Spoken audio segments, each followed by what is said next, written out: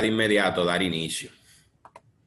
Vamos a comenzar con ver la página de la TCS y nosotros ver las diferentes novedades que se pueden trabajar por ella, dentro de las más básicas y cómo se hacen los diferentes reportes de las diferentes remuneraciones de cada empleado. Bien, en este momento yo me encuentro en la página de la TCS.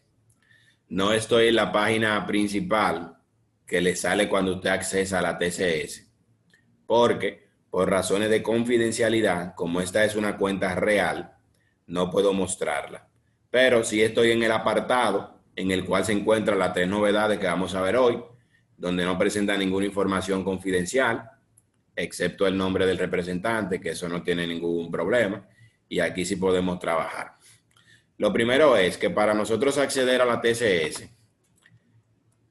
primero tenemos que saber que a la TCS se accesa colocando esta dirección, www.tcs2.gov o gov.do. Cuando entramos ahí, la TCS nos va a pedir el RNC de la empresa, una cédula, que es la cédula del representante, y también nos va a pedir un CLAS. El CLAS es un código que viene siendo la clave para nosotros accesar al sistema. Una vez colocado eso, simplemente entramos, tan fácil como entrar a una cuenta de Facebook o como entrar a una cuenta de Instagram o como entrar a un correo electrónico, etc. Entonces, dentro de la TCS, según lo que incluye el diplomado, ¿qué nosotros encontramos? Primero, vamos a trabajar con lo que son las novedades. Las novedades se encuentran en este apartado, en este menú que se encuentra aquí en la TCS.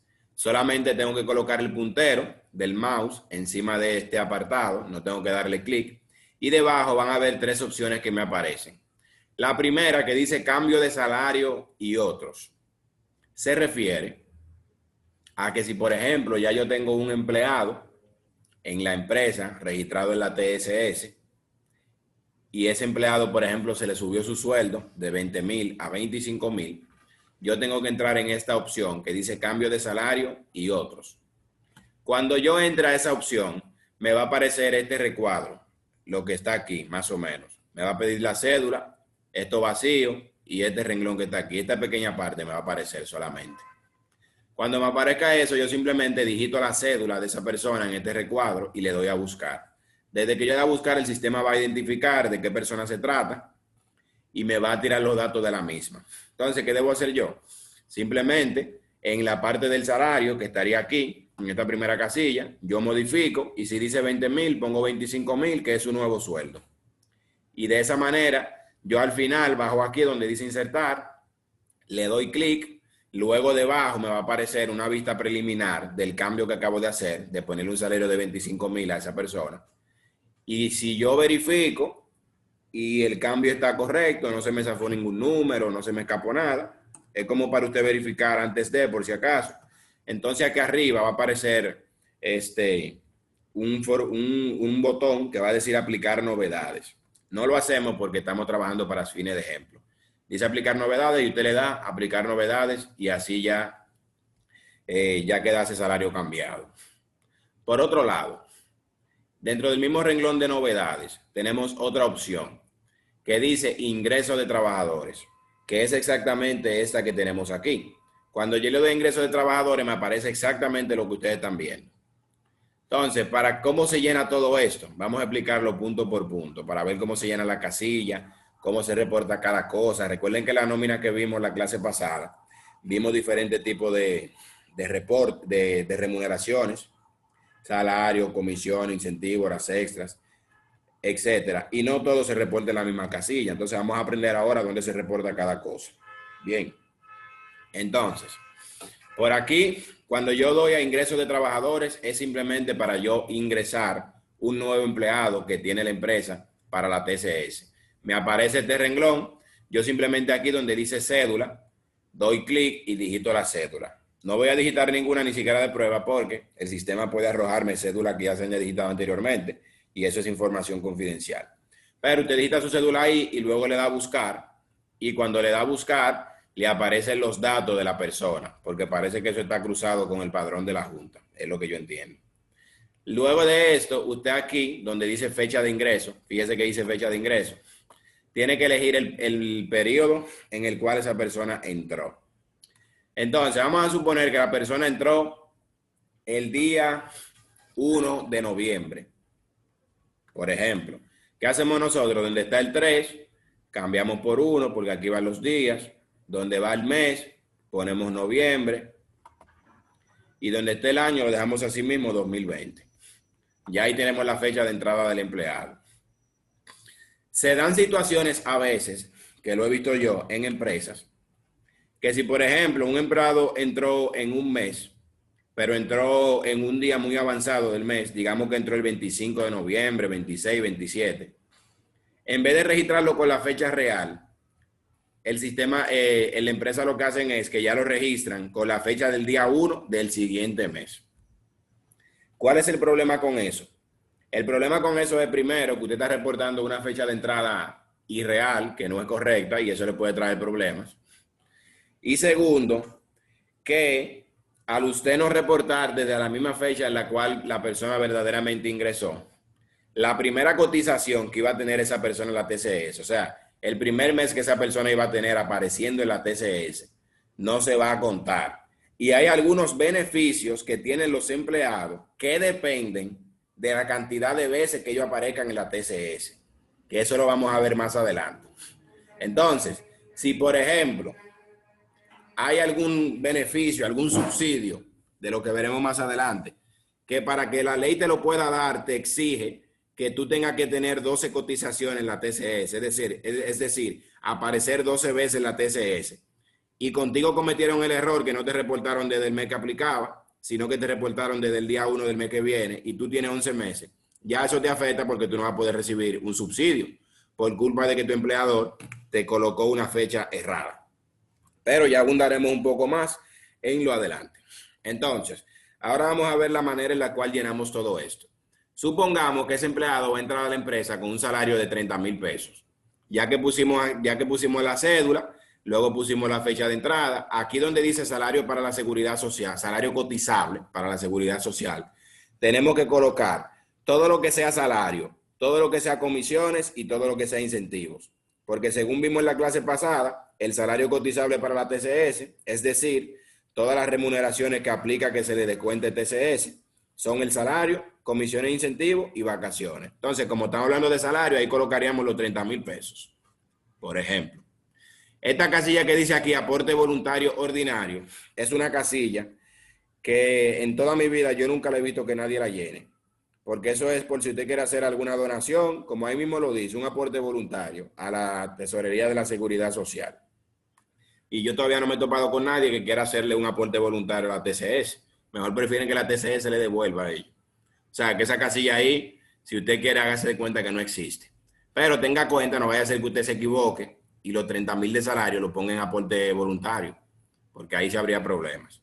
Entonces, la siguiente casilla, la cual es muy importante y determinante, dice tipo de ingreso.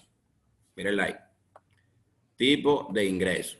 Y aquí dice normal. Vamos a darle a este menú para que se nos despliegue todos los tipos de ingresos que hay. Fíjense. Donde dice normal es para que todos aquellos empleados que trabajaron el mes completo, usted seleccione esa opción. Cuando un trabajador trabaja de manera que no es fija, sino ocasional, usted lo puede registrar como trabajador ocasional no fijo. La otra opción es asalariado por hora, día, semana o tiempo parcial. También si ese fuera el caso, porque hay empresas donde los empleados trabajan es por hora, como en los call centers, es por hora que ganan. Entonces usted utilizaría esa opción.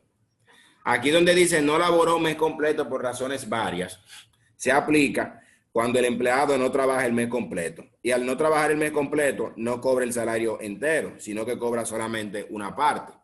Entonces vamos a detenernos un poco en el análisis de esta pequeña porción. Imagínese, por ejemplo, que resulta que un empleado entró en un mes X, vamos a suponer en el mismo mes de noviembre, y que el salario de ese empleado sea de 15,000 pesos. Pero él entró el día, digamos, el día 18 de noviembre. Si él entró el 18 de noviembre y va a ganar 15,000 mensual, en noviembre no es verdad que él va a ganar 15,000 porque él solamente está trabajando desde el día 18 hasta el día 30. Entonces, cuando usted hace el cálculo, no vamos a entrar en tema de cálculo porque ya eso lo hemos hecho, pero vamos a poner un número ejemplo. Cuando usted hace el cálculo, usted dice, bueno, como entró el día 18, de los 15,000 que iba a cobrar mensual, que son 7,500 quincenal, solamente va a cobrar 6,000 pesos por el cálculo que estamos haciendo, por los días laborables. Entonces, cuando usted coloca aquí 6,000 pesos, si usted colocó en salario cotizable 6,000 y aquí colocó normal, ¿sabe qué va a pasar? Que la TCS va a entender que usted está colocando un salario de 6,000 pesos por debajo del salario mínimo establecido. Y al identificar lo que está por debajo del salario mínimo establecido, el sistema le va a calcular las retenciones de TCS, o sea, el 2.87% y el 3.04%, y también los gastos de la empresa de TCS, se lo va a calcular en base al salario mínimo, que serían 10,730 en ese caso, en vez de calculárselo en base a los 6,000.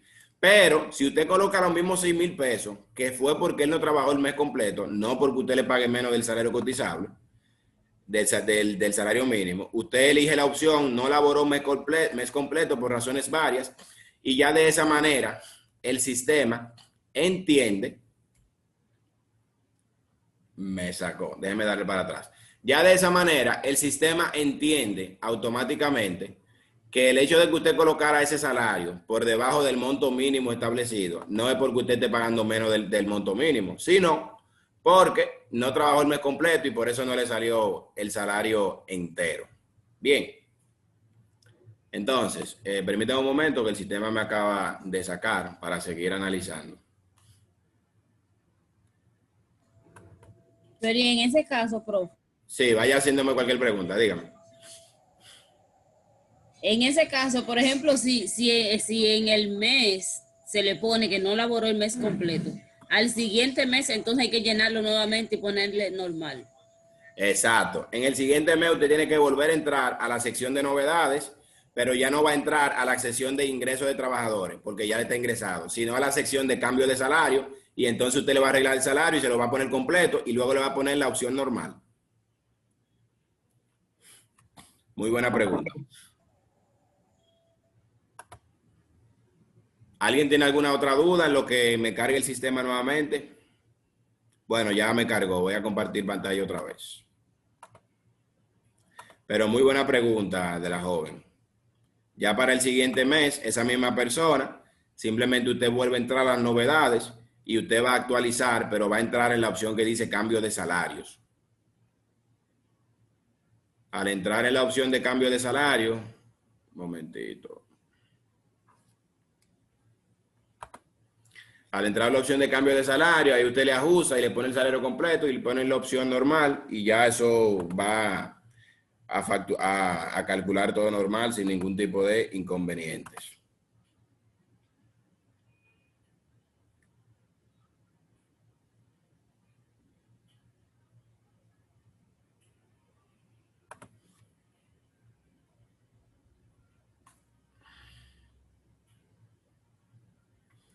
Permítame un momentito.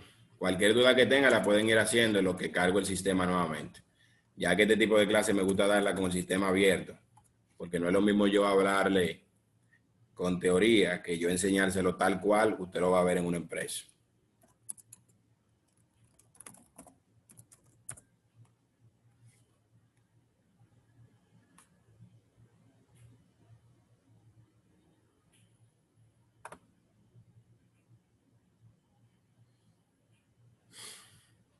Perfecto, muy bien. Bueno, yo voy a seguir compartiendo la pantalla para seguir con el siguiente punto. Perfecto. Bueno, continuamos. Entonces, luego de llenar este encabezado, donde se elige el tipo, aparte de las opciones que le mencioné, está una que dice salario prorrateado, semanal, bisemanal, en caso de que sea ese caso. Pensionado antes de la ley 8701, que ya habría que indagar en esa ley para ver a qué se refiere. Exento por ley del pago de la seguridad social, trabajador con salario sectorizado. Esas opciones son poco comunes, por lo cual nos enfocamos en la que yo le mencioné anteriormente, que son la de normal y la de no trabajo un mes completo, o la de trabajo por hora, semana, etc. La siguiente casilla importante que dice aquí, aplicables al cálculo de retenciones de impuestos sobre la renta. Dice salario cotizable del impuesto sobre la renta.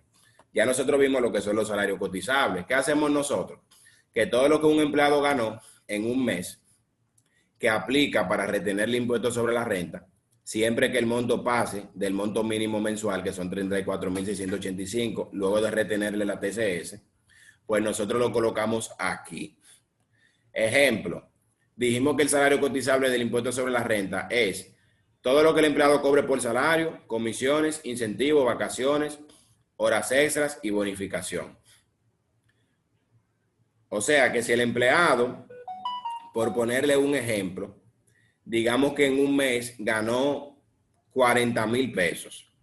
De esos 40,000, hubo 30,000, oigan bien, hubo 30,000 que fue de salario y hubo 10,000 que fueron de horas extras. Cuando usted analice, lo que aplica para retener el TCS es el salario, que son 30,000. O sea que en salario cotizable usted va a poner 30,000, aunque él haya ganado 40. Y cuando siga analizando, va a ver que lo que aplica para retener el impuesto sobre la renta es el salario y las horas extras, o sea que aplica todo.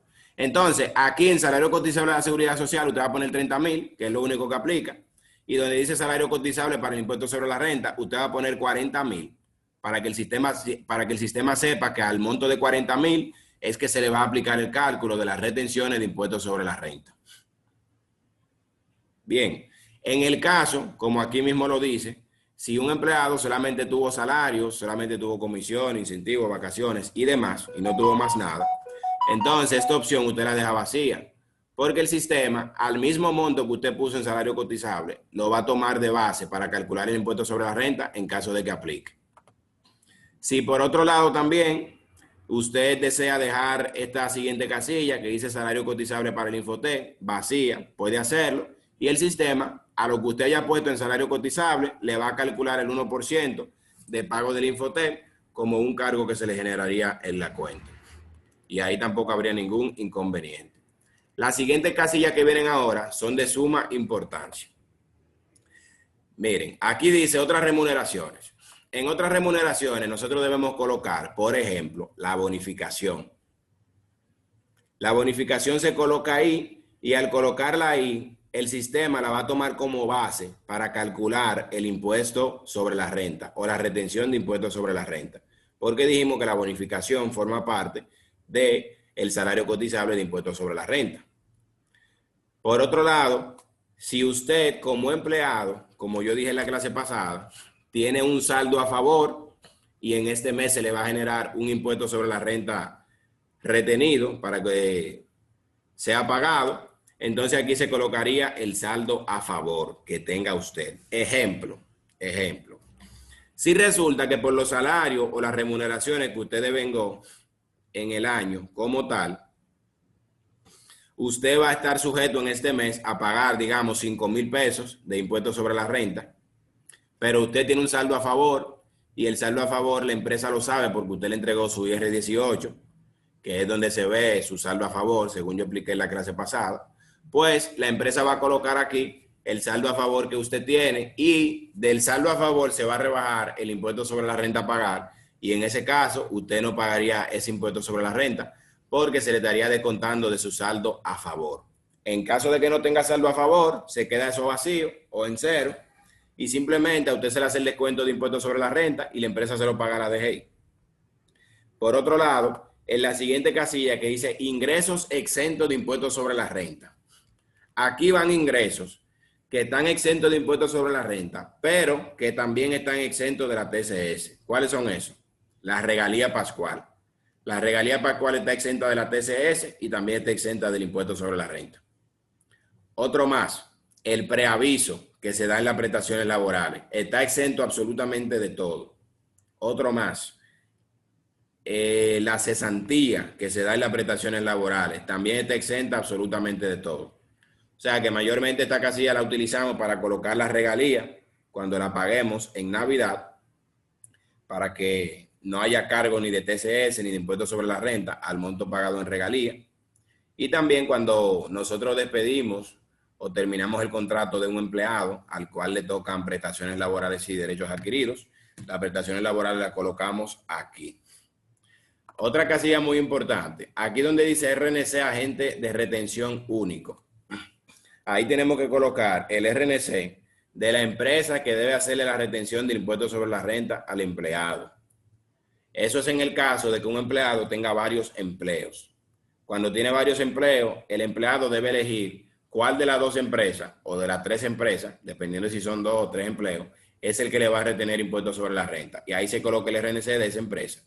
En la última casilla se coloca las remuneraciones, es decir, los pagos que él recibió en otra empresa o en otras empresas para que sean sumados a lo que él recibió en esta.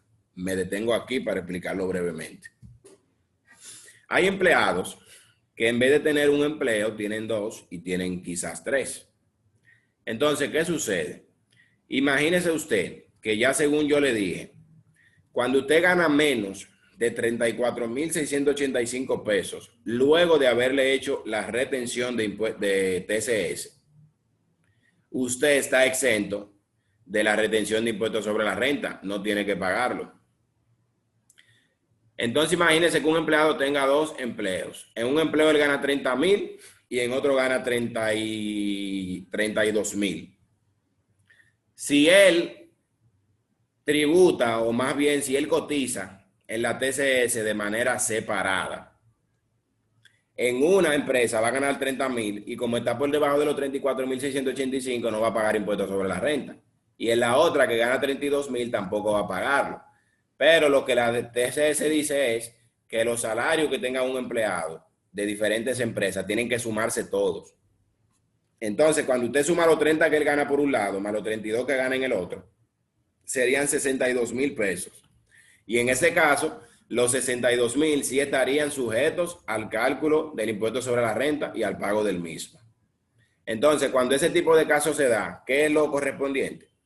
Al empleado se le debe indicar que tiene que llenar un formulario que se llama IR10 y entregarlo a la DGI.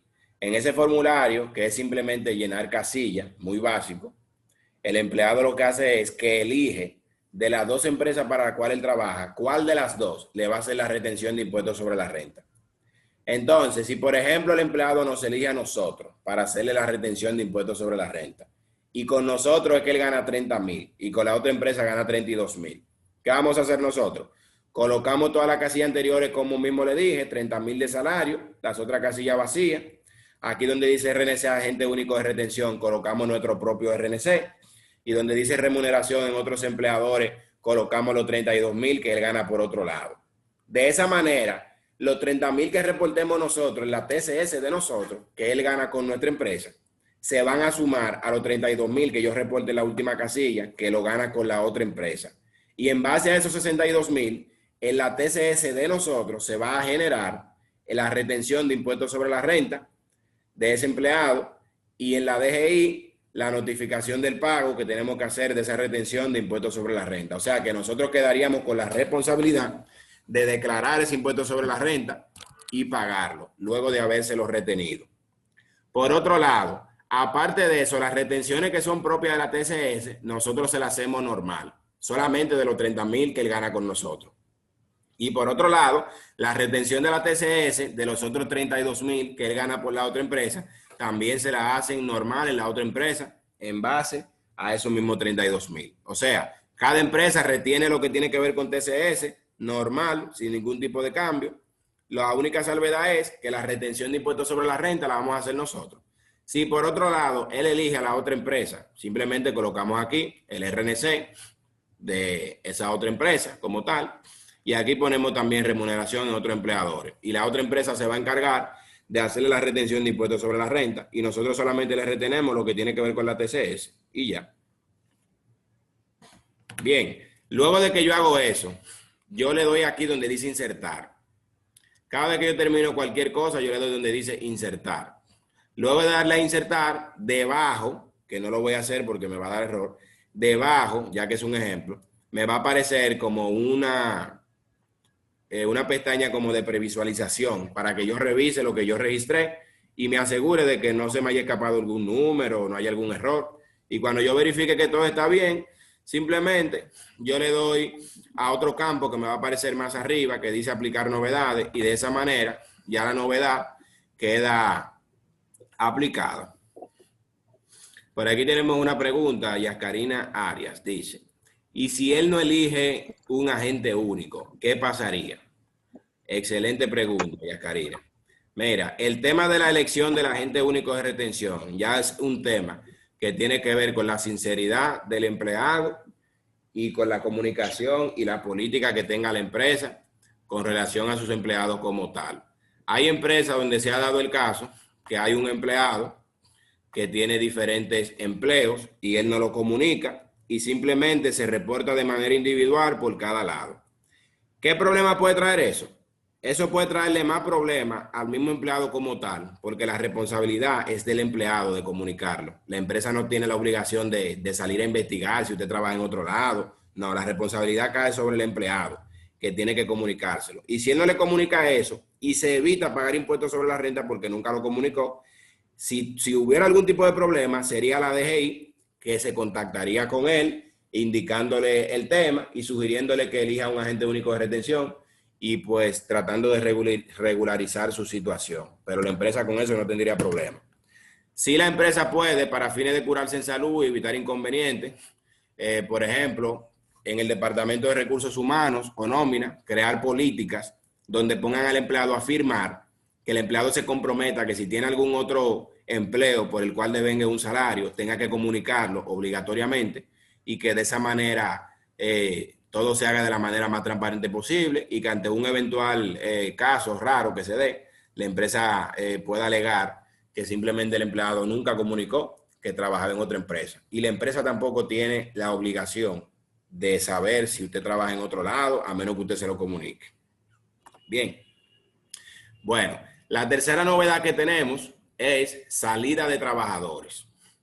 Salida de trabajadores, cuando lo pulsamos ahí, nos va a aparecer el mismo renglón que tenemos aquí. Lo único que en vez de decir ingreso va a decir salida. ¿Cómo se le da salida a un trabajador? Donde dice cédula, usted coloca la cédula del trabajador. El sistema lo va a rastrear y luego aquí usted va a poner la fecha de salida de ese trabajador. Cuando usted coloque la fecha de salida, usted también va a colocar en esta casilla que está aquí todo lo que al empleado se le pagó. Vamos a suponer que el empleado se desahució y por ende le tocaron prestaciones laborales y derechos adquiridos. Entonces, aquí en la primera casilla usted va a poner el salario que le tocaba hasta la fecha en la cual él fue desahuciado. Normalmente, la gente es muy raro que usted lo cancelen el día de la quincena, siempre lo cancelan un día en el medio. Vamos a suponer que este empleado lo cancelaron el día 10 de noviembre. ¿Qué usted va a hacer? Usted, como fue el día 10, no va a cobrar el salario entero. Entonces, usted calcula el salario que le tocaba por esos 10 días y lo va a colocar ahí. A ese mismo monto, usted le va a sumar lo que le haya tocado de vacaciones, si no se la habían pagado y se la pagaron en ese momento. Tiene que sumárselo. Si también tuvo comisiones e incentivos que cobró en ese periodo, también tiene que sumar las comisiones y los incentivos. Por otro lado, aquí donde dice normal, lo va a cambiar y va a poner no laboró un mes completo por razones varias. Por otro lado, si al empleado también se le dio su proporción de regalía pascual, de salario de Navidad, que hay que dársela, entonces usted donde dice ingresos exentos del ISR, usted va a poner lo que le tocó de salario de Navidad. Si al empleado también se le dieron preaviso y cesantía, usted le va a sumar en esa misma casilla el preaviso y la cesantía y va a poner el monto total ahí, que sea la sumatoria de preaviso, cesantía y regalía pascual.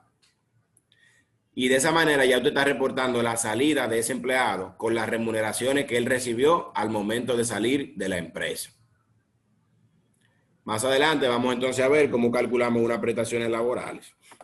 Por otro lado, luego de terminar de llenar eso, le damos a insertar.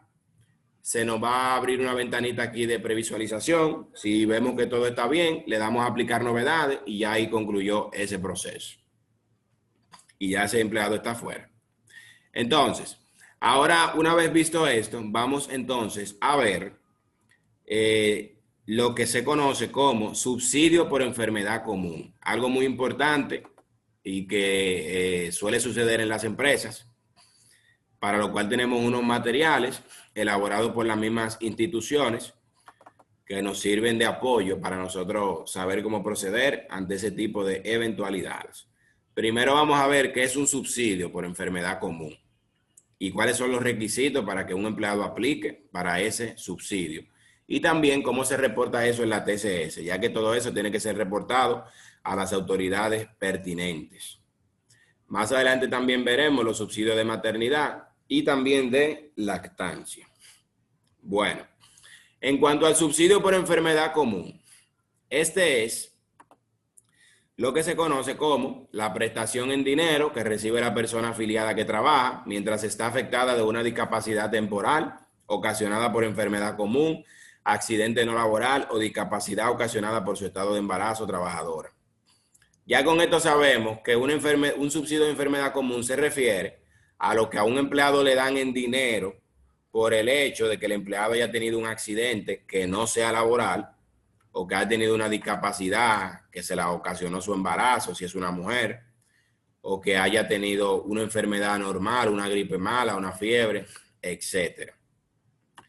¿Por qué se llama subsidio por enfermedad común? Porque si usted no está trabajando en la empresa y usted se va de licencia, usted enseña una licencia que el médico le da porque usted tiene algún problema de salud, la empresa está en obligación de despacharlo y permitir que usted no trabaje. Pero mientras usted no trabaje, usted no tiene derecho a cobrar ningún sueldo porque usted no está trabajando. Ahora sí tiene derecho a irse de licencia por su situación médica.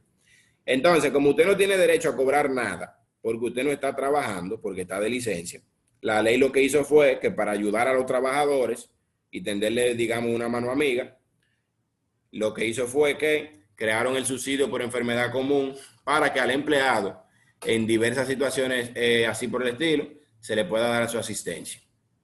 Entonces, los requisitos para aplicar a este derecho de pago de subsidio por enfermedad común. El primer requisito es que tiene que haber cotizado ante la TCS durante los 12 meses continuos anteriores a la incapacidad y estar discapacitado temporalmente por más de 3 días para el trabajo. O sea, que si usted entró a la empresa hace 8 meses, ese subsidio no lo aplica, porque usted no va a cumplir con las 12 cotizaciones que le dice la TCS. Eso significa que eso es para empleados que tengan de 1 año en adelante. Por lo cual, si tienen de 1 año en adelante, lógicamente, a menos que la empresa no haya registrado la cosa en el tiempo que va, tiene que tener mínimo 12 cotizaciones en la TCS. En ese caso cumpliría. Aparte de eso, el otro requisito es que la enfermedad o la incapacidad que tenga sea para una licencia de más de 3 días. O sea, si usted le duele la cabeza, usted tiene una fiebre y el médico le dio una licencia por 2 días, usted enseña la licencia, la empresa está obligada a despacharlo por 2 días, pero usted no le va a tocar un solo centavo por esos 2 días que no trabajó. Porque usted está de licencia y no está trabajando y no cumplió con esos requisitos. Entonces, ya que sabemos cuáles son los requisitos para obtener un subsidio por enfermedad común, ¿cómo es el proceso de reportarlo? El siguiente. Primero, el proceso de solicitud y acceso es el siguiente. Cuando el trabajador afiliado es diagnosticado por su médico tratante de una enfermedad común que le produce una discapacidad laboral por más de 3 días, debe informarle de inmediato a su empleador lo relativo a su condición de salud, presentándole además el diagnóstico que le remitió el médico y solicitarle la emisión del formulario de solicitud de subsidio por enfermedad común. Es decir, tiene que comunicárselo de inmediato al empleador, su situación de salud, y presentarle también el diagnóstico que le dio el médico y solicitar un formulario de solicitud de subsidio por enfermedad común. ¿Cómo es ese formulario? Ese formulario sale cuando usted está haciendo el reporte, le da la opción el sistema de imprimirlo y se le descarga y usted se lo entrega al hacer el reporte. Pero yo tengo aquí un ejemplo para que usted más o menos vaya sabiendo. Deme un momentito en lo que carga.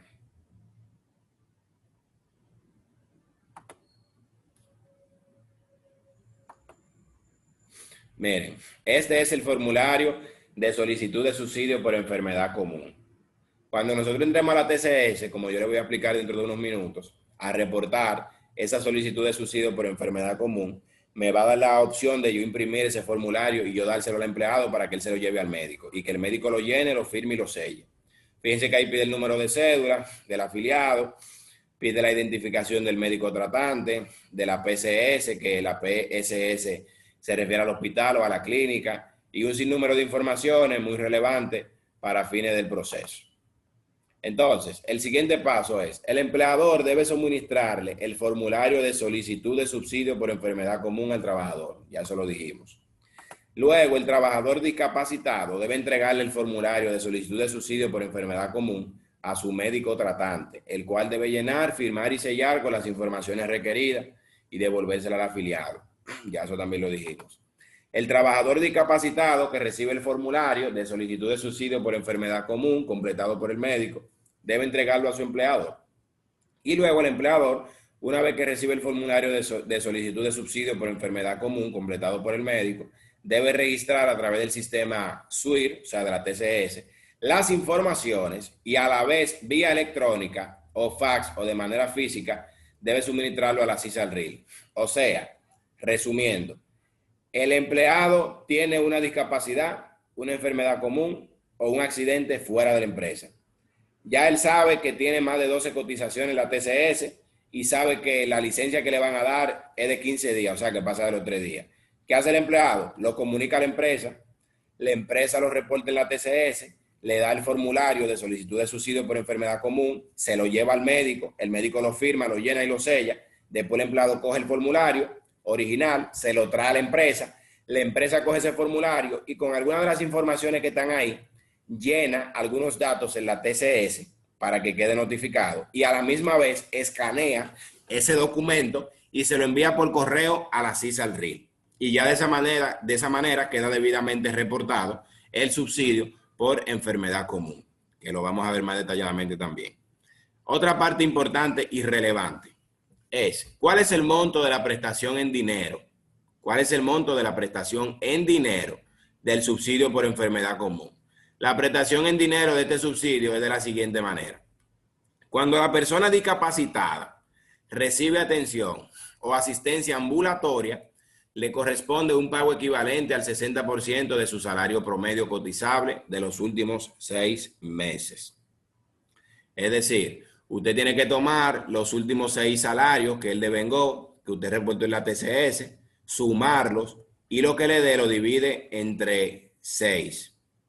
Al dividirlo entre 6, entonces a ese monto que le dé, usted le calcula el 60% y eso es a lo que tiene derecho ese empleado en caso de que la atención médica que reciba sea ambulatoria. Si la atención médica no es ambulatoria, sino hospitalaria, o sea que tiene que internarlo, sería lo mismo, pero en vez de un 60%, sería un 40%. Eso es lo que le toca. Asistencia ambulatoria, 60% del promedio de los últimos 6 meses de salario. Asistencia hospitalaria, 40% del promedio de los últimos 6 meses de salario. Por el otro lado, ¿quién paga el subsidio por enfermedad común y cómo se realiza el pago? Esto es muy importante. Este subsidio lo paga el Sistema Dominicano de Seguridad Social, SDSS, a través de la empresa o institución donde trabaja la persona afiliada discapacitada de la siguiente manera.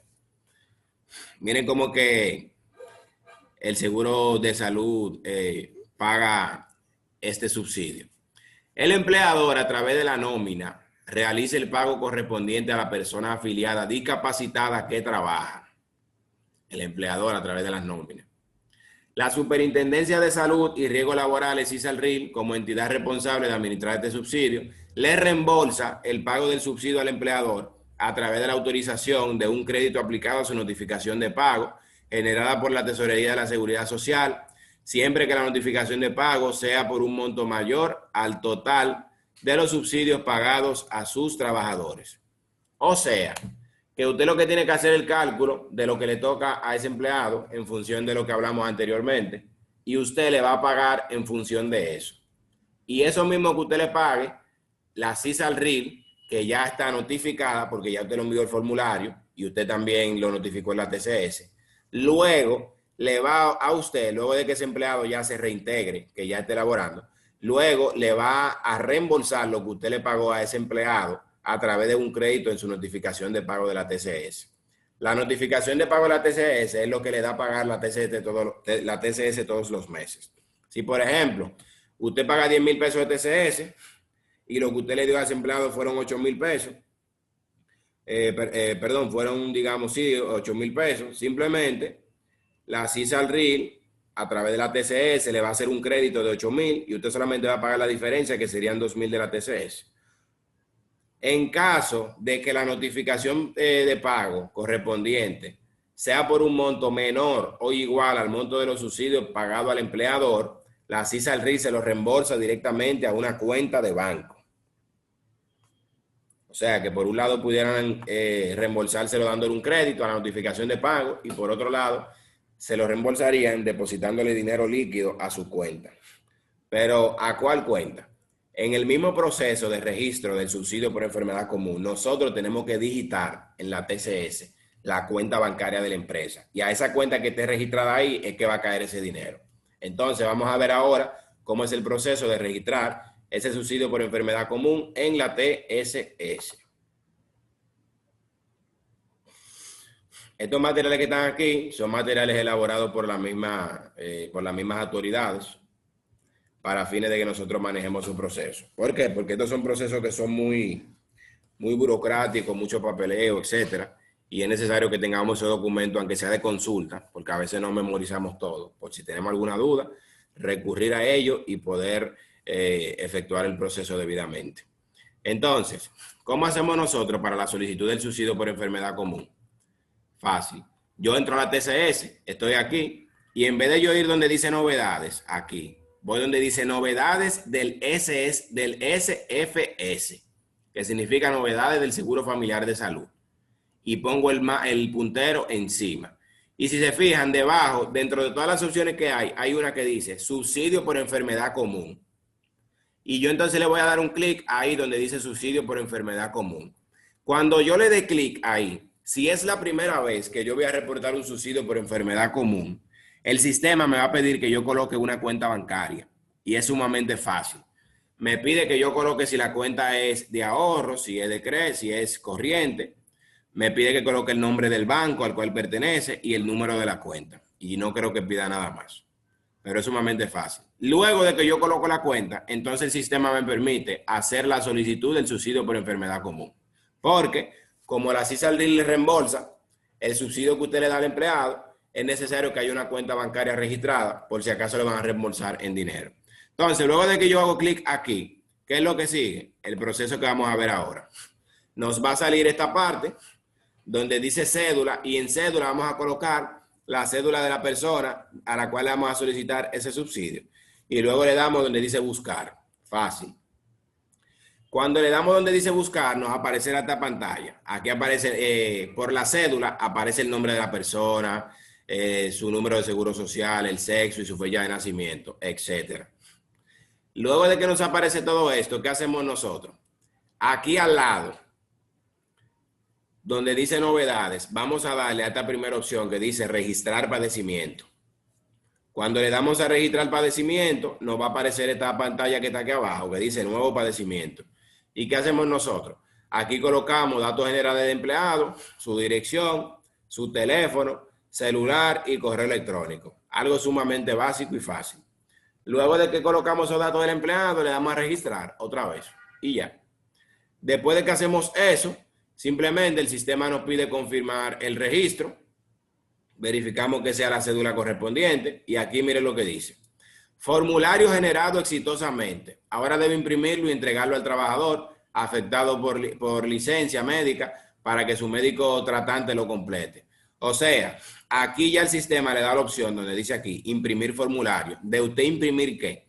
Este formulario que vimos anteriormente del subsidio por enfermedad común para que usted se lo entregue al empleado que usted está reportando y el empleado se lo lleve al médico. El médico lo firme, lo llene, lo selle, se lo devuelva, usted lo escanee y se lo envía a la CISA RIL y luego siga llenando los demás datos que vamos a ver en la TCS con los datos del formulario.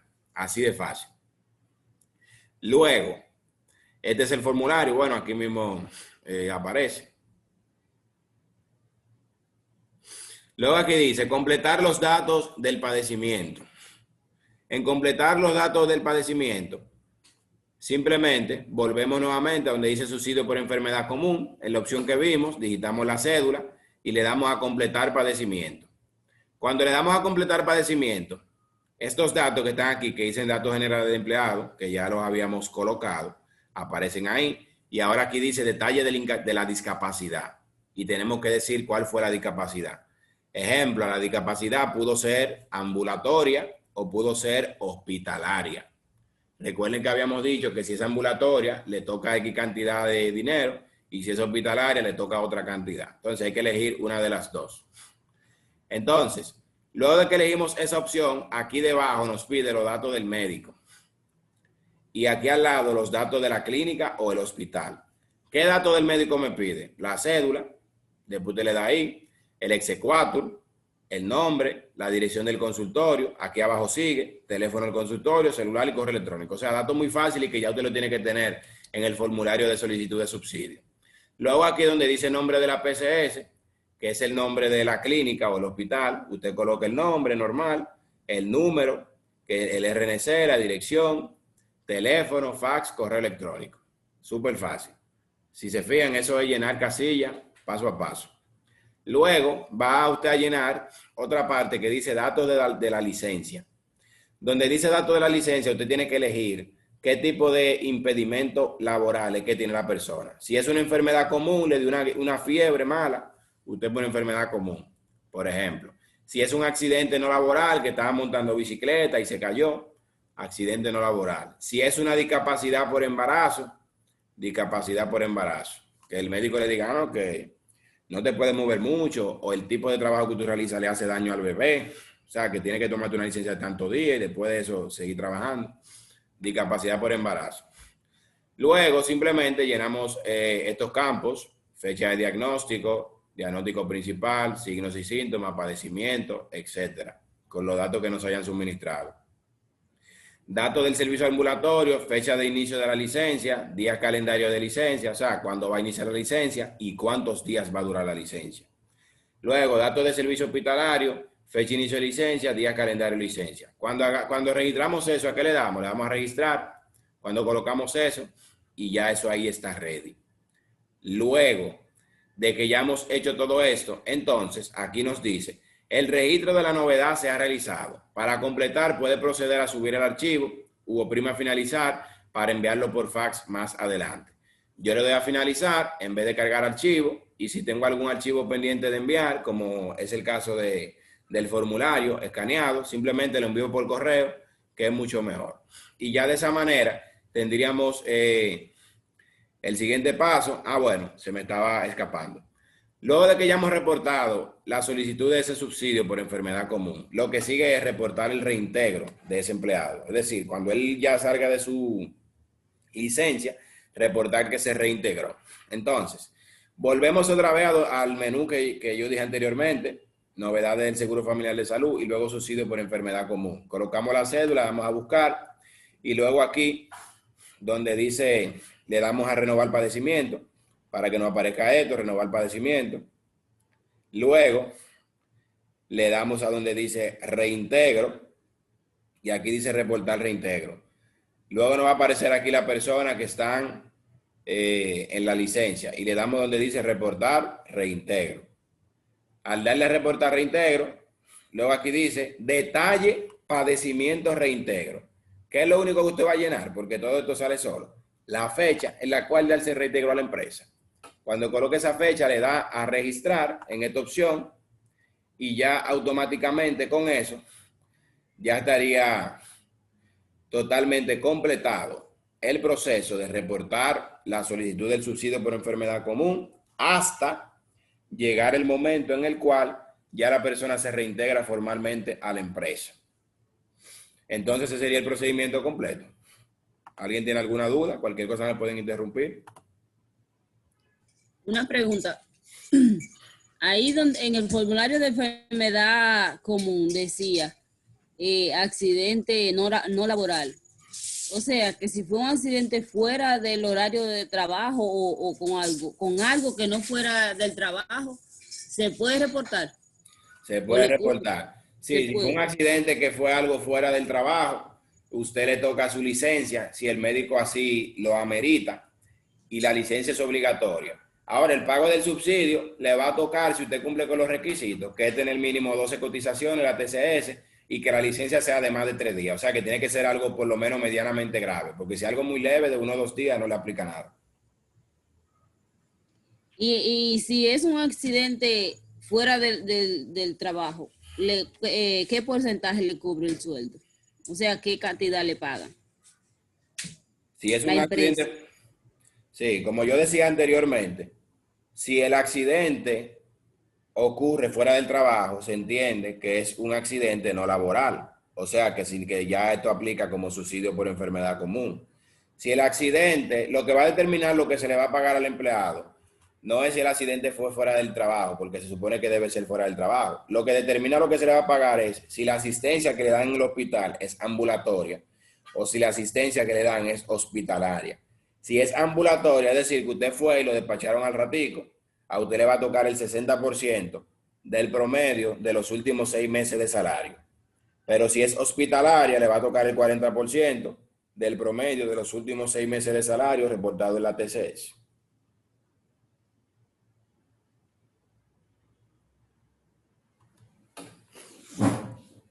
Bien. Bien. Perfecto, muy bien.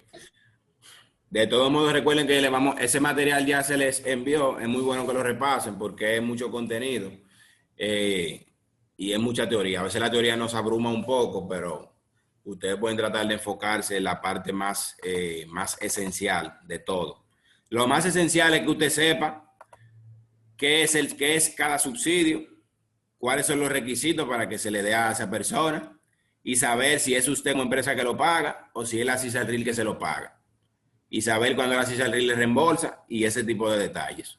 Porque ya con eso usted tiene el conocimiento de usted saber si un empleado puede aplicar para un subsidio y después de aplicar ya tiene el conocimiento de cómo se hace el reporte, cómo se lo pago, si es usted que paga y luego le reembolsa o si es la CISARRIL directamente que paga. Bueno, ahora vamos a entrar a lo que se conoce como el subsidio por maternidad. Este subsidio por maternidad no es más que el pago en dinero que se otorga a la trabajadora afiliada al régimen contributivo, equivalente a 3 meses de salario cotizable durante el periodo de descanso pre- y postnatal. ¿Qué es el subsidio por lactancia? Aquí vamos a ver subsidio por maternidad y por lactancia, que uno va de la mano con el otro. El subsidio por lactancia es el pago en dinero que recibe la trabajadora que percibe un salario menor o igual a 3 salarios mínimos nacional por cada hijo nacido vivo por un periodo de 12 meses. En caso de que la afiliada cotice por 2 o más empleos, recibirá un monto total del subsidio por cada uno. Entonces, me detengo aquí. En resumidas cuentas, cuando una empleada está embarazada, la empleada va a tener derecho, por orden del médico, a tener un periodo de 14 semanas de licencia por maternidad. Esas 14 semanas de licencia pueden iniciar antes de que ella dé a luz, que el médico, por ejemplo, le diga, mira, ya tú estás casi parada a la luz, es bueno que tú solicites la licencia desde ahora.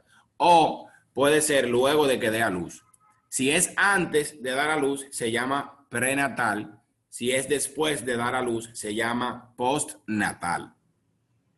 Entonces, si la empleada va a tener esa licencia por ley de 14 semanas, como ella no está trabajando, yo como empresa no tendría la obligación de pagarle nada porque ella no está trabajando.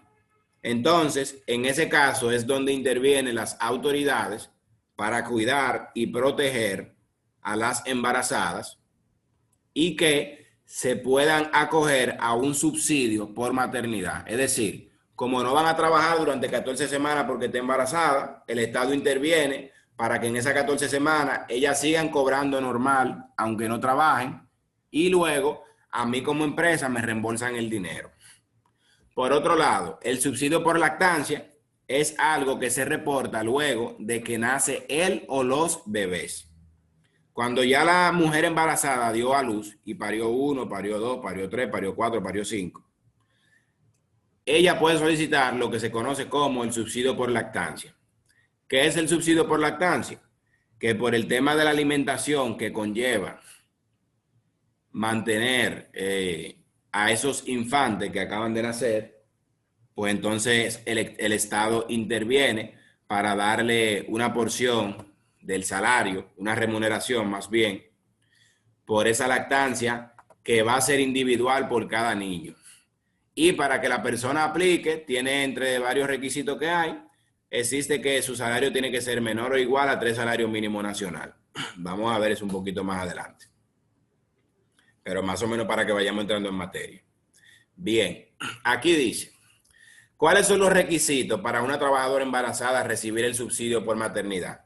Aquí dice que debe haber cotizado por lo menos durante 8 meses del periodo comprendido en los 12 meses anteriores a la fecha de su alumbramiento. O sea, que la embarazada tiene que tener mínimo 8 meses de cotización en la TCS.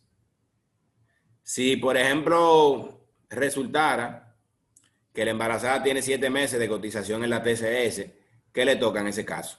En ese caso ya puede tomar su licencia, porque por el médico se la dan, legalmente le toca, pero lamentablemente no va a cobrar nada durante las 14 semanas que esté sin trabajar porque no cumplió con ese requisito de la TCS. El otro requisito es, que no creo que eso lo violen, pero es un requisito, dice no realizar ningún trabajo remunerado en el periodo en el que esté recibiendo el subsidio por maternidad. ¿Por qué? Porque se entiende que si usted está de licencia, usted no puede estar por otro lado recibiendo remuneración haciendo otro trabajo. Así de sencillo. Entonces, en el subsidio que vimos anteriormente, que es por enfermedad común, usted tiene que tener 12 cotizaciones. En este, que es por maternidad, tiene que tener 8 cotizaciones en la TCS. Bien. ¿Quién administra los subsidios del Seguro Familiar de Salud? Eso lo administra la Superintendencia de Salud y Riesgos Laborales, que es la CISALRIL. Esa es nuestra amiga, esa institución en este caso. ¿Cuáles son las condiciones para recibir el subsidio por lactancia? Fácil. La trabajadora afiliada solo tendrá derecho al subsidio por lactancia cuando la suma de los salarios mensuales devengados sea inferior a 3 salarios mínimos nacional. Ejemplo, nosotros vimos en la clase pasada lo que es el salario mínimo nacional, que es el conjunto de la sumatoria de varios salarios mínimos, porque recuérdense que en el país hay diferentes salarios mínimos, dependiendo cada tipo de situación que se dé. Y lo que hacen es que suman todos esos salarios y lo dividen entre el total de salarios y eso da un promedio. El promedio, si mal no recuerdo, es 13.482, pero lo pueden corroborar con los materiales que le enviamos de la clase pasada. Entonces, aquí me dice que para que esa empleada pueda aplicar para el subsidio por lactancia, tiene que tener un salario inferior a 3 salarios mínimos nacional. O sea que si este es el salario mínimo nacional, yo lo multiplico por 3 y me da 40.446. O sea que ella tiene que, obligatoriamente, ganar por debajo de 40.446 para ella aplicar para ese subsidio por lactancia. Bien, entonces, la manera de hacerle el pago, si ella cumple con ese requisito, ¿cómo es? Trabajadoras que devenguen hasta un salario mínimo nacional recibirán el 33% de su salario. O sea que si usted solamente está hasta los 13.482 o menos, el 33% de eso que usted gana se lo van a dar como subsidio para la lactancia de su o sus hijos. Si resulta que la persona está entre 1 y 2 salarios mínimos nacional, es decir, que usted pasa de 13.482 hasta los 2 salarios mínimos nacional, sin excederse de ahí, le toca el 12% de su salario. Y por último, las que estén entre 2 salarios mínimos nacional y 3, sin pasarse de los 3, porque si se pasa de los 3 no aplica, no le toca nada, como dije hace un momento, va a recibir un 6% de su salario, que aunque parezca pequeño, eso es prácticamente estado, aunque a las embarazadas también se le pudiera dar más de ahí porque son embarazadas y hay que tomarle en cuenta, pero esa es la ley. Bien, entonces, aquí dice, ¿cuál es el procedimiento para reportar el embarazo de una afiliada ante el empleador? Esto es muy importante. ¿Cómo se reporta el embarazo ante el empleador? Dice, una vez que la trabajadora afiliada sea informada de su estado de embarazo, debe solicitar a su médico tratante o prestadora de servicios de salud elaborar el informe de maternidad, el cual certificará las siguientes informaciones. Todas estas que están aquí que ustedes las pueden revisar. Esas informaciones tienen que tener el informe de maternidad. ¿Cómo es ese formulario de informe de maternidad? Aquí hay uno.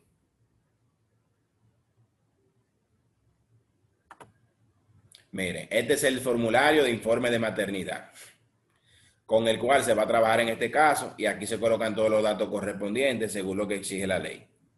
Con ese informe va a trabajar el médico, la empleada y la empresa para informar de su estado de embarazo.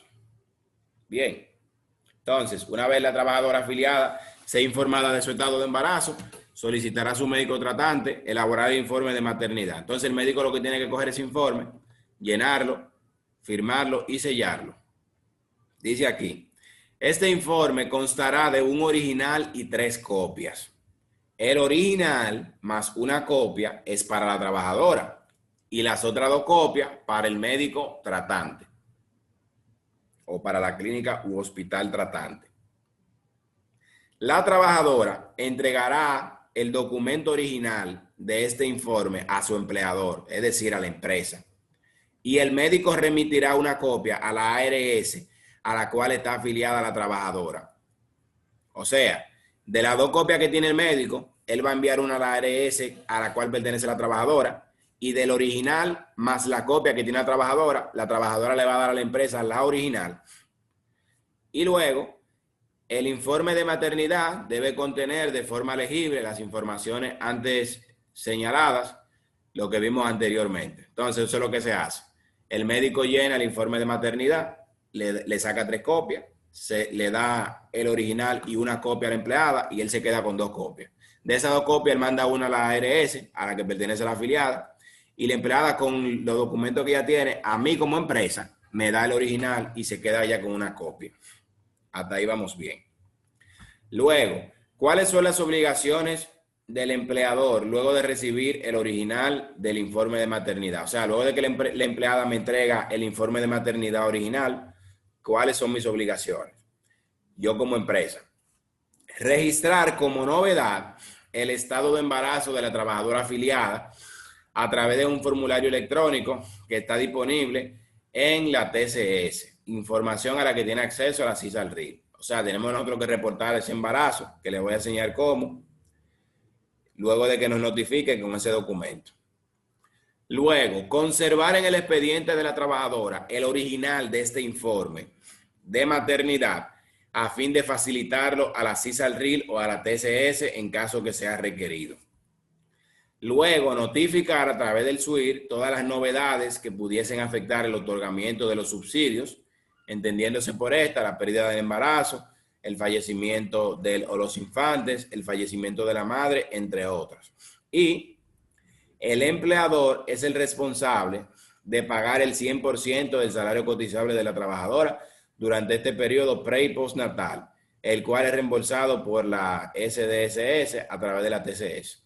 O sea, que lo que me corresponde a mí como empresa, luego de que la trabajadora me entregue el informe de maternidad llenado y firmado y sellado por el médico, es yo reportar eso a la TCS en la opción que vamos a ver, guardar el original en un expediente de la empleada por si la CISALRIL o la TCS me lo pide, y yo tengo que encargarme de seguir pagándole igual a esa empleada por ese periodo de tiempo que ella esté de licencia por maternidad. Y luego de que pase ese periodo de tiempo, entonces la CISALRIL me va a reembolsar el dinero que yo le pagué durante esa empleada estaba de licencia por maternidad. O sea que al final lo pago yo y luego la CISALRIL me lo reembolsa. El subsidio por maternidad. Entonces dice aquí, ¿cuál es el procedimiento para la entrega del subsidio por maternidad? Cuando la trabajadora solicita el inicio de su descanso de maternidad o nace su bebé, debe hacer lo siguiente. Solicitar su licencia pre- y postnatal al empleador. Luego, el empleador genera el formulario sobre solicitud de subsidio por licencia pre- y postnatal a través del SUIR. O sea, se genera el formulario por ahí mismo a través de la TCS cuando se está reportando. Bien, La empleada sabe que ya está embarazada y que ya está casi dando a luz o que dio a luz y solicita su licencia pre y postnatal al empleador, y luego el empleador genera el formulario en la TCS, el subsidio por licencia pre y postnatal. Luego, el médico tratante debe completar las informaciones en el formulario, firmarlo y sellarlo. Luego dice aquí, ¿quién autoriza el pago del subsidio por maternidad? La CISALRIL autorizará el pago de subsidio por maternidad luego de verificar todas las informaciones suministradas por el empleador, el cumplimiento de las condiciones establecidas. Es decir, que esa persona tenga sus 8 meses cotizando y que no esté haciendo ningún trabajo remunerado por otro lado. ¿Cuál es la forma de pago del subsidio por maternidad? El empleador debe realizar el pago correspondiente al subsidio a la trabajadora afiliada y luego la TCS le reembolsa el pago por disposición de la CISALRIL a través de un crédito o un débito aplicado a la notificación de pago generada en el SUIR, o sea, en la TCS. Después dice aquí, ¿qué pasa con el pago del subsidio por maternidad en caso de que la trabajadora fallezca antes de terminar su licencia? El pago del subsidio se le entregará a la persona designada en el informe de maternidad. En el informe de maternidad se colocan los datos de una persona designada, que es la persona que se hace cargo en caso de que haya un fallecimiento de la madre. ¿Cuál es el tiempo de licencia por maternidad? 14 semanas. Entonces aquí dice, ¿cuál es el procedimiento para solicitar el subsidio por lactancia? Luego del parto, o sea, ya la mujer parió, la trabajadora o la persona designada por esta deberá informar al empleador el alumbramiento y entregarle copia del acta de nacimiento del o los recién nacidos expedida por la oficialía del Estado Civil correspondiente. Una vez el empleador reciba el acta de nacimiento del o los recién nacidos, procederá a registrarla en el SUIR y enviar el acta a la CISALRIL. O sea, yo reporto los datos del acta de nacimiento en la TCS, que lo vamos a ver, y a la misma vez yo envío ese documento escaneado a la CISALRIL para que ya eso sea la solicitud de subsidio por lactancia. Y ahí ya quede notificada a las autoridades de que se está solicitando ese subsidio. Que dijimos que para que aplique, la persona tiene que ganar menos de 3 salarios mínimos nacionales. Luego, el empleador deberá conservar en el expediente de la trabajadora copia del acta de nacimiento del o los recién nacidos. Por último, ¿cuál es la forma de pago del subsidio por lactancia?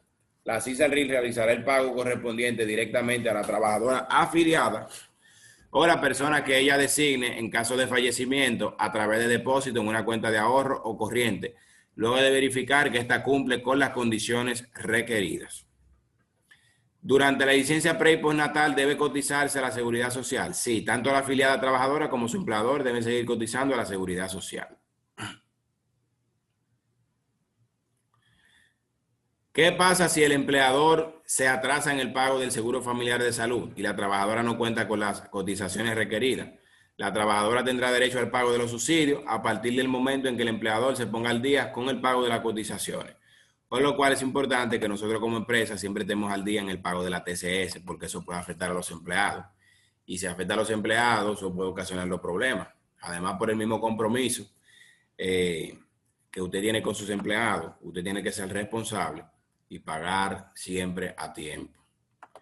Entonces, ahora vamos a ver el procedimiento de cómo nosotros reportamos el embarazo, luego de ver esta pequeña base, y cómo también nosotros reportamos el subsidio por lactancia. Vamos a ver. Muy bien, perfecto. Este documento también es elaborado por las mismas autoridades para facilitar el proceso de cómo nosotros hacerlo, cómo ejecutarlo. Aquí aparece un formulario único para solicitud de subsidio por maternidad, Superintendencia de Salud y Riesgo Laboral y licencia pre y postnatal, para que nos sirva de base. Entonces vamos a entrar al proceso. Procedimiento simplificado. Para solicitar el subsidio por maternidad, ¿cómo lo hacemos? La empleada solicita certificación de su maternidad a su médico o clínica u hospital. Le certifican que está embarazada. Perfecto. El médico, mírenla aquí, certifica el estado de embarazo. Luego la empleada, contenta y feliz porque ya está embarazada, entonces va a la empresa y a la empresa le entrega el original y al médico le entrega, el médico se queda con 2 copias y la trabajadora con 1 copia. Fíjense, copia la trabajadora 1 copia, el médico otra copia, van 2. La empresa el original, ahí está el original y 2 copias. Hay otra copia que falta. ¿Cuál es la otra copia que falta? La del médico, porque el médico se queda con 2 copias, una que le envía la ARS y una que se queda él con ella, tiene 2. La trabajadora tiene 1 copia y la empresa tiene el original, que es la trabajadora que se lo entrega. Luego de que la empresa recibe eso, entonces, la empresa accede a la TCS a través del SWIFT y registra la novedad de embarazo. Luego, recibe las novedades, las cisa al RIL y la TCS las valida y retroalimenta a la TCS. Cuando es por lactancia, se informa las novedades a la empresa cuando la persona da a luz o tiene el parto y se informa si fue que hubo una pérdida, si fue que hubo inicio de licencia, si fue que hubo alumbramiento y demás. Luego se accesa a la TCS a través del SWIFT y se registra la novedad correspondiente. Se imprime un formulario y luego lo recibe completado y lo registra y lo escanea. Después lo recibe recibe la novedad de la TCS y la valida. Procesa las informaciones y genera las autorizaciones para pago de nómina y rechazo. Bien. Entonces, ahora vamos a verlo punto por punto, como mismo aparece en el sistema. Registro del embarazo. ¿Qué yo hago para registrar el embarazo? Yo entro a la TCS y vuelvo donde mismo yo fui ahorita para lo de la enfermedad común, que es novedades del seguro familiar de salud. ¿Y qué opción yo voy a coger ahora? La opción que dice subsidio de maternidad y lactancia. Cuando yo elijo esa opción, si es la primera vez que lo voy a hacer, y si es el primer subsidio que yo voy a reportar en la vida de esa empresa, me va a pedir que coloque una cuenta bancaria, como mismo pasaría en el caso anterior. Luego de yo colocar la cuenta bancaria, entonces me va a permitir accesar a esto que ven aquí, donde yo aquí voy a poner la cédula de la persona, le voy a dar a buscar y me va a lanzar los datos. Bien, luego de que me diga los datos de la persona, que ya yo valide que se trata de ella, porque así yo sé que la cédula la digité bien, entonces donde dice novedades, yo voy a darle clic donde dice registro de embarazo. Luego de darle a registro de embarazo, me va a aparecer este recuadro que está aquí para yo llenarlo. Yo simplemente aquí pongo fecha de diagnóstico, fecha estimada del parto, teléfono, celular y correo electrónico. Luego, cédula del tutor. Cuando coloque la cédula del tutor que le di ahí, todos esos datos que están ahí vacíos se llenan solos. Y yo solamente lleno el teléfono y el correo electrónico. ¿De dónde yo saco esos datos? De la ficha de diagnóstico, fecha estimada del parto, etcétera. La misma empleada tiene que dármelo porque a ella le están certificando el médico que está embarazada y tiene que decirle también una fecha probable de parto, fecha de diagnóstico, etcétera. Y de ahí yo cojo esos datos. Luego de que yo hago eso, resulta que ya yo notifiqué a la TCS que esa persona está embarazada. Ya, la empresa sigue su vida normal y todo el mundo normal. Pasa el tiempo y al pasar el tiempo ya la empleada dice, wow, pero ya yo necesito coger licencia porque ya yo estoy casi dando a luz. O si no dice, wow, di a luz, necesito la licencia porque la cogió de sorpresa el día de licencia y la va a solicitar después de. Entonces uno entra otra vez a la opción de subsidio de maternidad y lactancia, pone la cédula, le da a buscar y donde dice aquí reporte de licencia le da clic y le va a aparecer esto que dice aquí, registro de licencia. En esta opción que dice registro de licencia, fíjense que hay 2 partes. Hay una parte que dice, déjame agrandarlo un poquito, hay una parte que dice licencia prenatal y hay otra parte que dice licencia postnatal. En licencia prenatal, ¿qué es lo que vamos a hacer? Si, por ejemplo, la empleada solicitó su licencia antes de dar a luz, vamos a utilizar la opción que dice prenatal. Si la solicitó después de que dio a luz, después del parto, pues vamos a darle la opción que dice postnatal, que es esta. Así de sencillo. Entonces, suponiendo que hayamos elegido prenatal, ¿cómo sería el proceso? Como les decía, luego de que yo le doy aquí a prenatal, entonces yo bajo y voy a esta opción que dice subsidio de maternidad y lactancia, ya eso me aparece ahí normal. Y aquí donde dice registro de licencia prenatal, yo comienzo a llenar los datos. Aquí yo pongo los datos del médico, la cédula primero del médico, después C4, nombre, dirección de consultorio, teléfono consultorio, celular y correo electrónico. Luego los datos de la clínica u hospital. Ahí coloco el nombre. Luego los demás datos que me pide, entre ellos el RNC, dirección, etcétera. Y aquí al lado voy a colocar los datos de la licencia, que deben ir acompañados con eso. Los datos de la licencia son la fecha de la licencia, fecha de diagnóstico, el diagnóstico, los síntomas, procedimiento, etcétera. Cuando termine eso, le doy a registrar. Ya con eso queda registrada la licencia prenatal de esa persona. Si fuera postnatal, ¿qué haríamos? Si fuera postnatal, es prácticamente lo mismo con una pequeña diferencia. En cuanto al registro, se colocan los datos del médico, como vimos anteriormente, se colocan los datos de la clínica o el hospital, como también vimos, se colocan los datos de la licencia, fecha de licencia, fecha de diagnóstico, síntomas y procedimiento. La diferencia que tiene la postnatal es que como la postnatal es después que usted tiene el parto, se supone que usted tiene que reportar un nacimiento. Entonces, en la postnatal se reporta el nacimiento. Aquí se reporta el nacimiento. Fecha de nacimiento y cantidad de lactantes. Los lactantes son la cantidad de niños o niñas que hayan nacido. Nació uno, un 1. Nació 2, un 2. Nació en 3, un 3. La fecha del nacimiento se coloca ahí. Los datos obligatorios que hay que colocar, nombre, primer apellido y segundo apellido. ¿Con qué se llena eso? Con las actas de nacimiento, la declaración de esos niños. El sexo lo colocamos si es femenino o masculino y luego le damos a registrar. Ya con eso quedó registrada, tanto si fuera la licencia prenatal como postnatal. Ya la TCS sabe que hay una persona que se reportó el embarazo y luego del embarazo ahora se reportó la licencia por ese mismo embarazo. Entonces, si se diera el caso de que a usted se le pase el tiempo de reportar el embarazo de esa persona, usted simplemente va a entrar otra vez donde dice subsidio de maternidad y lactancia, va a colocar la cédula, le da a buscar, en novedades le da registro de embarazo y le va a aparecer una opción que diga reporte retroactivo. Y en reporte retroactivo usted va a llenar los mismos datos que si el reporte no fuera retroactivo, del médico y de la clínica. Aparte de eso, va a colocar los mismos datos de la licencia que vimos anteriormente. Y también, como es algo retroactivo, la TCS entiende que ya para esta fecha ya usted tiene todo junto. Entonces, aparte de eso, usted también tiene que completar los siguientes datos: reporte de nacimiento, pérdida de embarazo o muerte de la madre. Tiene que llenar cualquiera de esos 3 que haya pasado. Si fue que nació un niño, fecha de nacimiento aquí y la cantidad de niños aquí. Y luego sus nombres, apellidos, segundo apellido y el sexo. Y luego le da a registrar. Eso es si fue que nació niño. Si fue que nació uno o varios niños o niñas.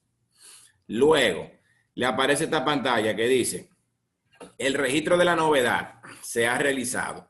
Para completar, puede proceder a subir el archivo u oprima finalizar para enviarlo por fax más tarde. Usted le da a finalizar y los documentos con los cuales usted está llenando todo eso, usted simplemente se lo envía a la TCS por correo. Yo aquí no tengo el correo de la TCS, de la CISALRIL, pero eso sería solamente cuestión de buscarlo y por ahí se envía esa información. Luego, si por ejemplo hubiese sido, permítame un momento.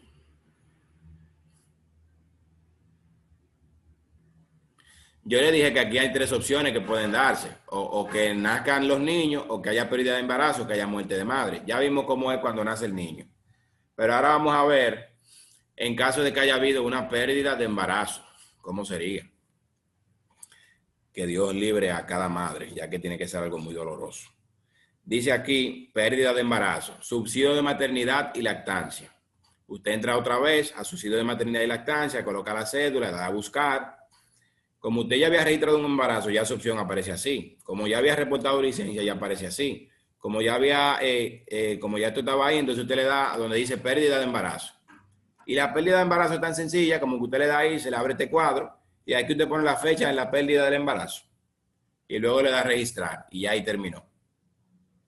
Si por otro lado, en cuanto al nacimiento, aquí se ve más grande de lo que lo vimos anteriormente, pero es lo mismo. Si hubiese habido un nacimiento, usted coloca aquí el reporte de nacimiento, le da, coloca la fecha, cantidad de lactantes, sus nombres, el sexo y le da a registrar. Por otro lado, si hubiese sido el caso que la madre fallece, pues entonces entra otra vez a subsidio de maternidad y lactancia, coloca su cédula y le va a dar la opción que dice muerte madre. Y en muerte madre simplemente usted le va a dar donde dice fecha de defunción y ahí va a poner la fecha en que murió esa persona. Luego le da a registrar. Y ya, luego de hacer este procedimiento, ok, aquí queda también en caso de que haya habido una muerte del lactante, o sea, muerte del niño o la niña, o los niños o las niñas. Usted entra otra vez a subsidio de maternidad y lactancia, le da muerte lactante, simplemente, y aquí usted va, de los niños que ya usted registró previamente, que nacieron, que le van a aparecer el listado aquí, suponga que fueron 3, aparecen 3 líneas en vez de una. Usted aquí en esta casilla le va a colocar un cotejo a los que murieron y luego le da a insertar. Y de esa manera ya quedan reportados los que fallecieron y ahí sería el procedimiento completo. ¿Alguna duda hasta este momento?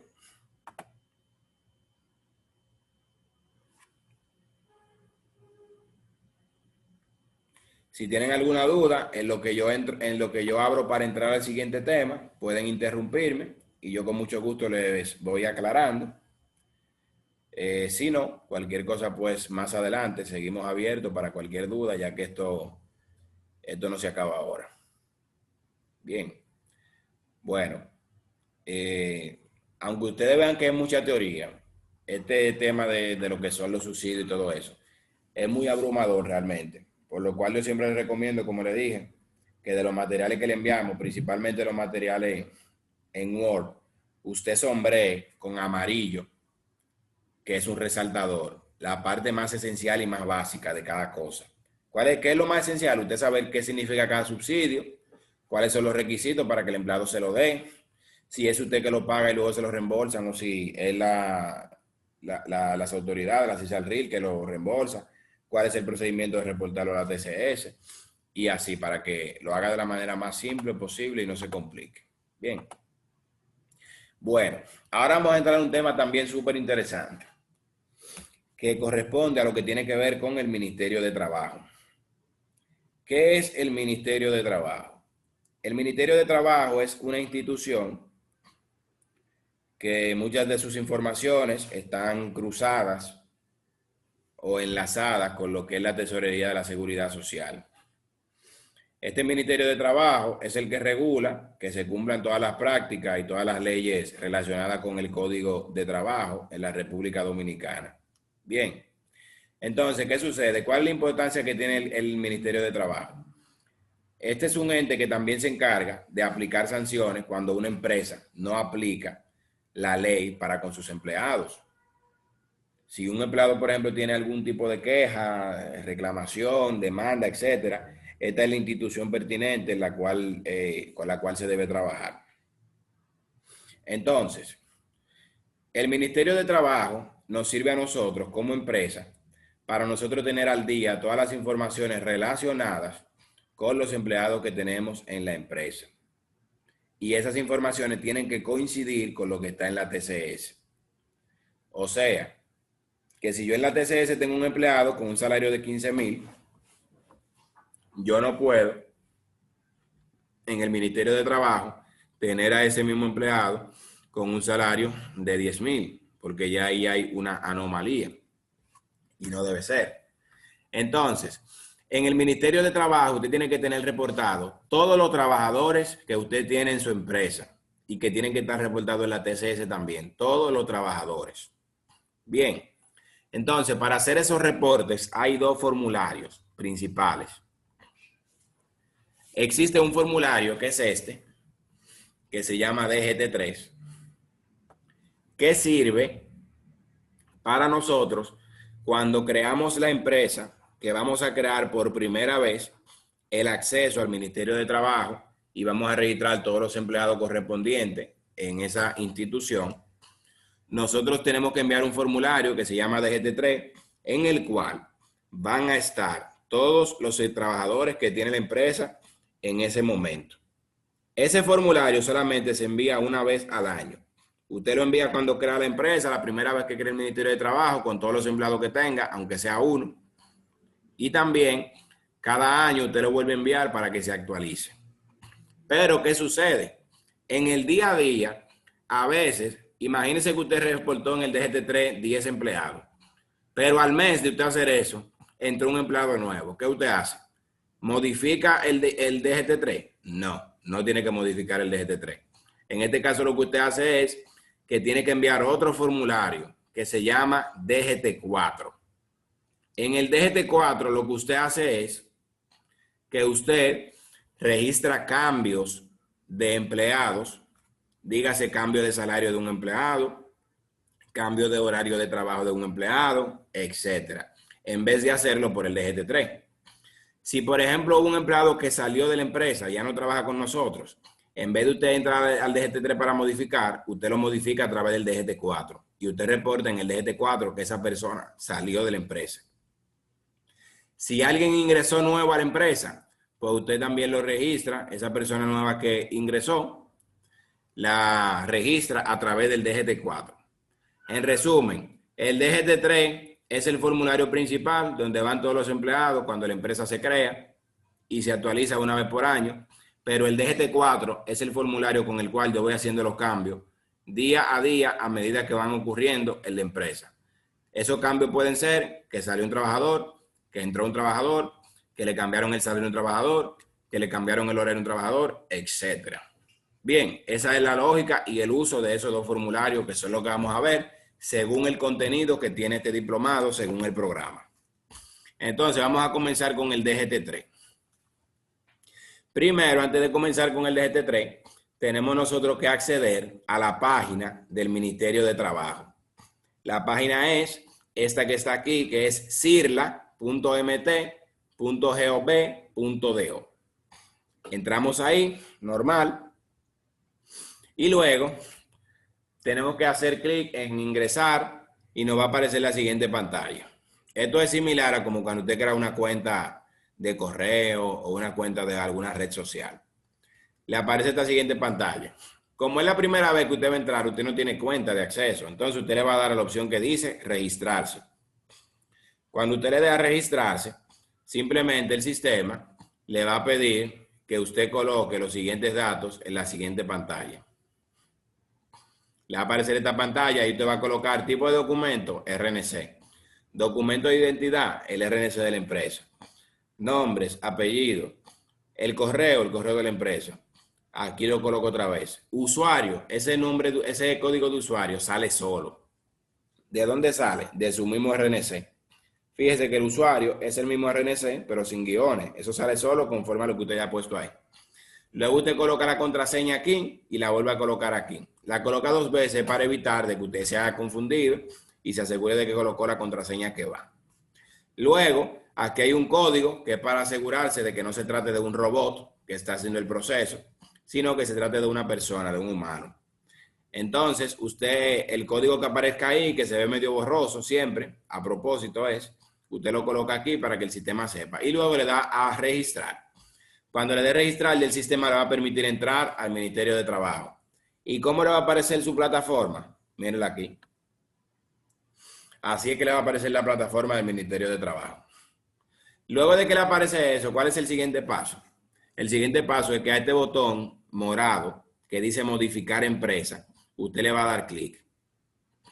Luego de que usted le dé clic a ese botón morado, usted entonces va a llenar, le va a aparecer esta pantalla y si se fija hay algunos datos que están en gris. Eso es porque esos datos salen solos. Los datos que tienen una caja para usted llenarla es porque usted tiene que llenarlo. Normal. Entonces, aquí dice RNC, el suyo, razón social, la que usted tiene. Ahí dice Ministerio de Trabajo porque es un ejemplo, pero será la de su empresa. Fecha de constitución, etc. Entonces, el nombre comercial, usted pone el nombre comercial de su empresa.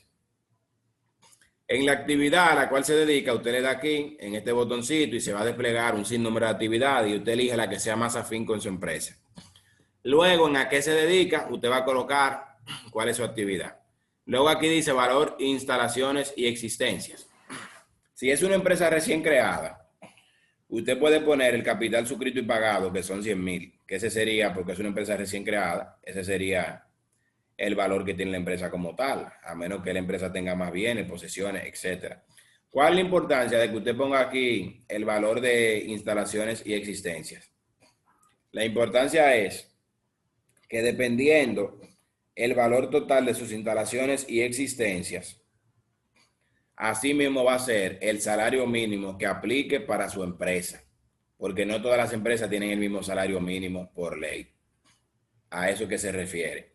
Entonces, eso lo vamos a ver cuando veamos lo que son las regalías pascual. Vamos a ver un documento, una resolución de las autoridades, donde se señala el tema de los diferentes salarios mínimos establecidos por cada sector o por cada tipo de empresa.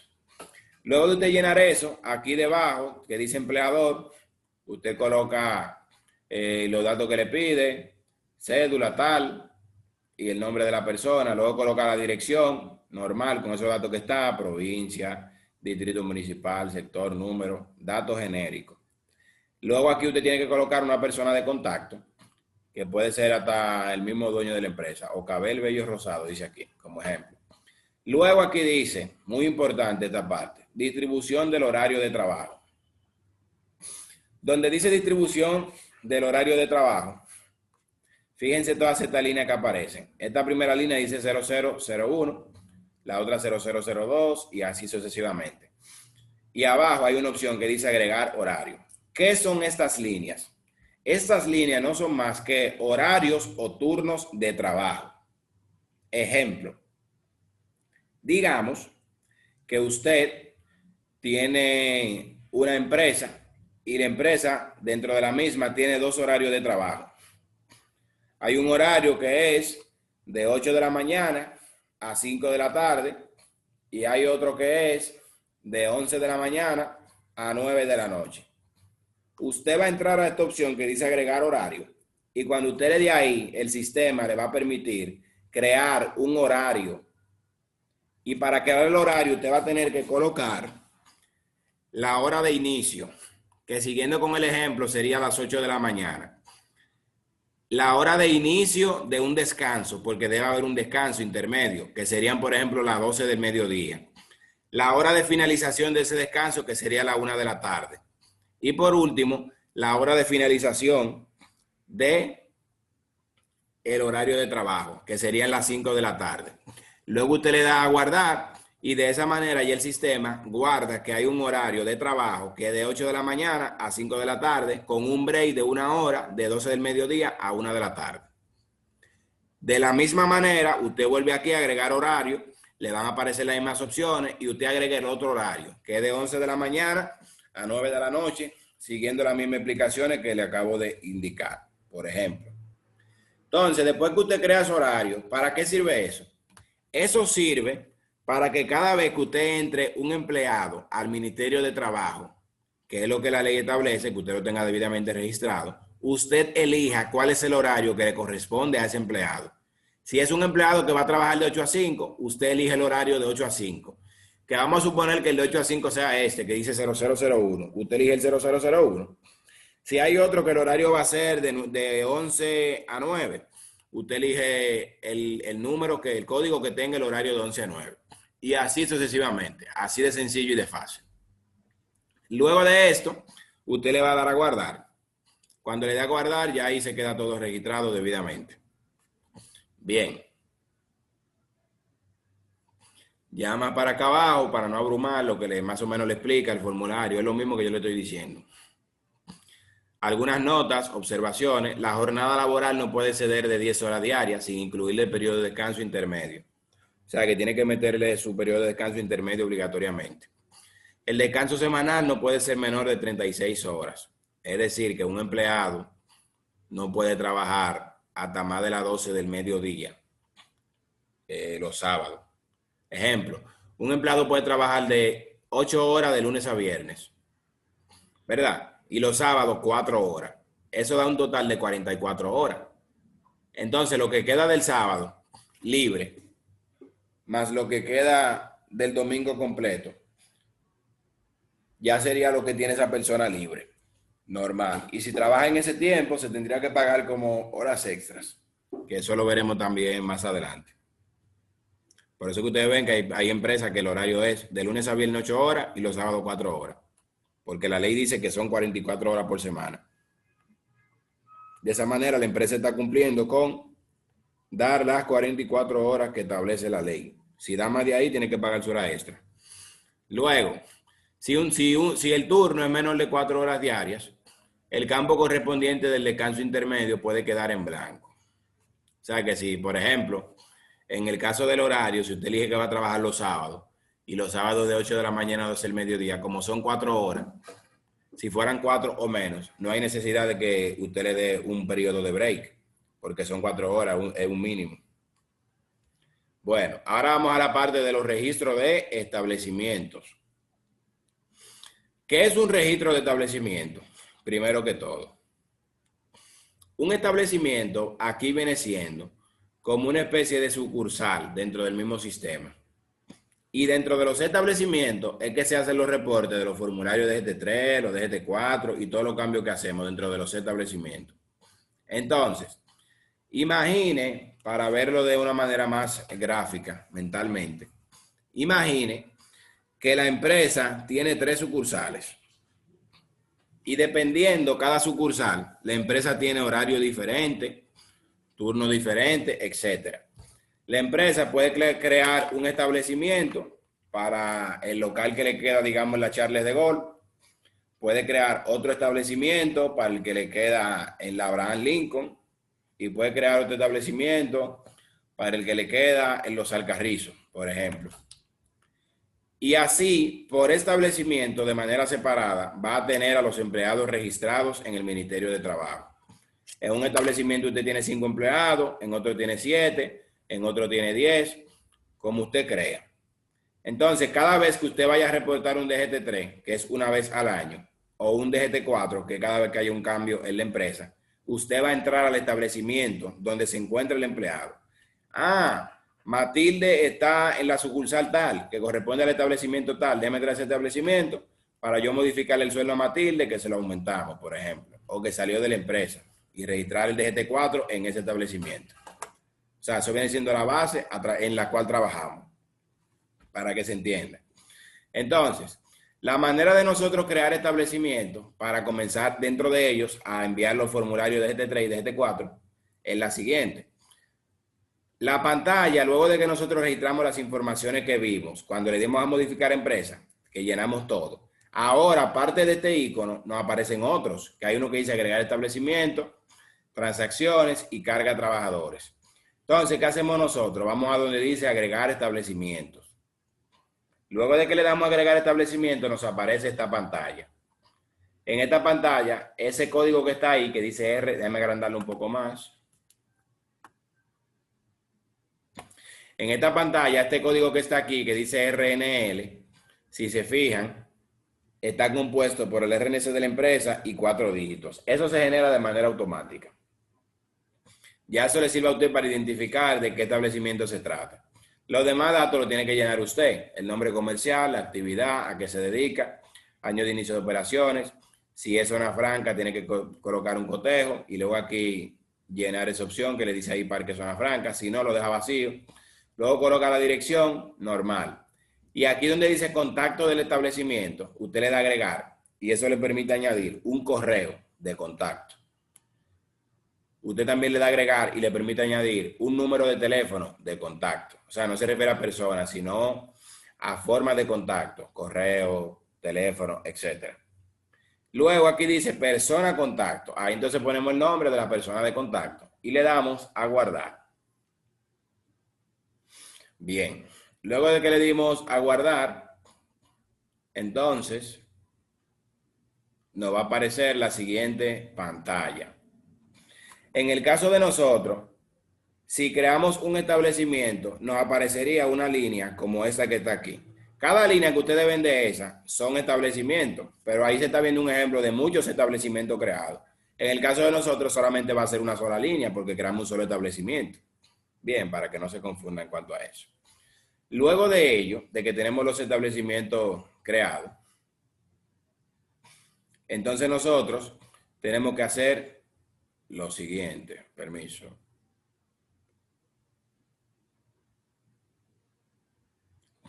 Bien, luego de que nosotros tenemos los establecimientos creados, tenemos entonces que hacerle clic para nosotros completar los datos del establecimiento correspondiente. ¿A qué opción? A esta que está aquí, a este botón Mamey. A ese botón Mamey o naranja, le damos clic en el establecimiento que sea. ¿Cómo sabemos cuál establecimiento es? Por el código que se generó. Ah, es este, ahí que está fulanita. Ok. Le doy en el botón naranja para modificar el establecimiento. Cuando le doy ahí, ¿qué me aparece? Aquí dice formularios. Me aparece una opción que dice formularios, reporte y correo. Entonces yo le doy a formularios. Cuando le doy a formularios, ¿qué me va a aparecer?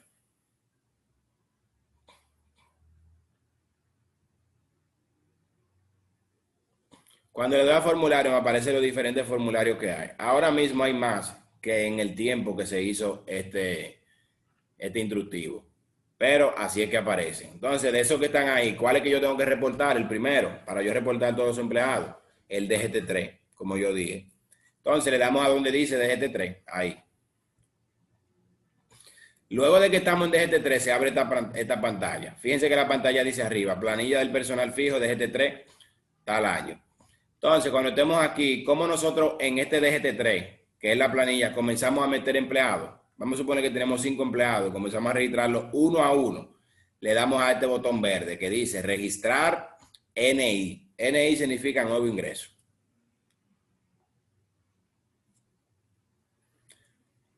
Luego de registrar NI o nuevo ingreso, entonces simplemente nos va a aparecer la siguiente pantalla, que ya esto aquí es súper fácil.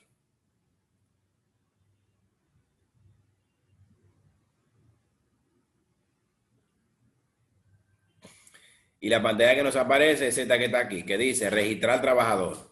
Aquí yo coloco la cédula, donde dice datos del trabajador, yo coloco la cédula y le doy a buscar. Y todos los demás campos se llenan dentro de ese apartado. Pero usted como quiera lo chequea y lo verifica, porque puede darse el caso de que haya uno que no se llene. Y usted simplemente se asegura de llenarlo, pero lo normal es que se llenen los datos. Luego, aquí donde dice elemento del contrato de trabajo, usted tiene que llenar todos esos datos conforme al contrato de trabajo del empleado. Usted coloca la fecha de ingreso, el turno. Donde dice turno, ¿sabe qué le va a aparecer cuando usted le dé clic? Los horarios que yo hablé anteriormente, que nosotros creamos cuando entramos por primera vez al CIRLA. Entonces, ahí usted va a ver los diferentes horarios por su código y usted va a elegir el horario que le compete a ese empleado. Ah, el de 8 a 5 es el 01, le da el 01. Ah, el de 11 a 9 es el 02, elige el 02. Y así sucesivamente. Entonces, luego de ello, donde dice ocupación, usted va a desplegar este menú y va a elegir una ocupación. Donde dice cargo, coloca eso mismo, el cargo. Luego salario mensual. Y donde dice inicio y fin de vacaciones, eso déjelo vacío porque le puede dar error. Luego usted le da a guardar. Ya aquí lo que le está explicando yo creo lo mismo que yo le acabo de decir. O sea que eso no es necesario que lo leamos. Aunque eso es bueno que ustedes lo lean al paso, ustedes para ustedes mismos. Pero yo trato de resumírselo para agilizar el tiempo y no abrumar. En la medida de lo posible. Bien. Luego de que ya registramos los empleados, fíjense, por cada empleado que yo registro, cuando le doy a guardar, me aparece una línea. En la línea, ¿qué me dice? La cédula, el número, el nombre, la ocupación y el salario. Vamos a suponer que eran 3 empleados que había. Aquí hay 3 líneas, son 3 empleados. ¿Qué yo hago en este caso? Como son 3 empleados, simplemente, si ya yo terminé, este es el DGT3, yo le doy aquí donde dice enviar formulario. Si ya yo terminé. Cuando le doy enviar formulario, mire que me aparece. Aquí me aparece que yo tengo que pagar ese formulario, porque eso no es gratis, eso hay que pagarlo. Entonces me está cobrando un total de 500 pesos por yo enviar ese DGT3. Qué bueno que tengamos eso en cuenta. Y aquí dice que yo tengo un balance disponible de 1.308. Como yo tengo balance disponible en la cuenta del Ministerio de Trabajo, yo le doy aquí donde dice procesar planilla y hago el pago. ¿Qué sucede? El Ministerio de Trabajo es una plataforma que usted recarga un balance en dinero. Porque los reportes que se hacen por ahí se pagan. Entonces usted está obligado a siempre tener balance disponible que usted va recargando para usted pagar las diferentes planillas que vaya enviando. Entonces, si se da el caso de que usted no tiene balance suficiente, primero vamos a ver, en este caso que sí tenemos, porque tenemos 1.308 y solamente vale 500. Le damos a procesar planilla, porque tenemos balance. Bien. Cuando le damos a procesar planilla, nos aparece esto, un mensaje de confirmación, le damos a procesar.